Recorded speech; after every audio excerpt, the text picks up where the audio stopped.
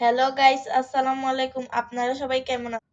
আমি আবার আপনাদের মাঝে চলে আসলাম নতুন একটা রান্নার ভিডিও নিয়ে। এই দেখেন পেঁপে। আজকে পেঁপে দিয়ে মজার একটা মিষ্টি বানাবো। প্রথমে পেঁপেটার খোসা ছাড়িয়ে নিই। এরকম একটা কাটার নিয়ে পেঁপেটাকে কেটে নেব। পেঁপেটা কাটতে কাটতে এদিকে একটু পানি বসাই দিই। পানিতে একটা তেজপাতা ছিঁড়ে দিয়ে দিলাম। এবার পেঁপেগুলোতে ফুটন্ত পানিতে দিয়ে দিচ্ছি।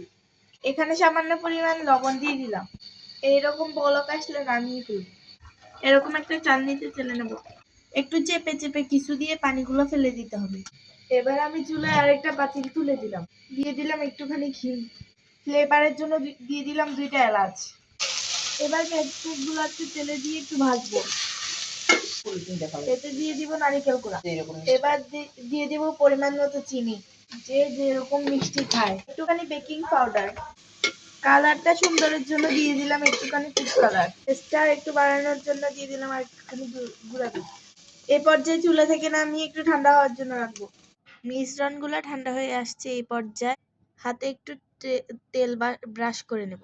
মিশ্রণগুলো একটু একটু হাতে নিয়ে লাড্ডু আকারে শেপ দিয়ে নিলে রেডি আমাদের পেঁপের নাড়ু। দেখতে কি সুন্দর হয়েছে, তাই না? এবার আমি তোমাদের একটা কেটে দেখাবো।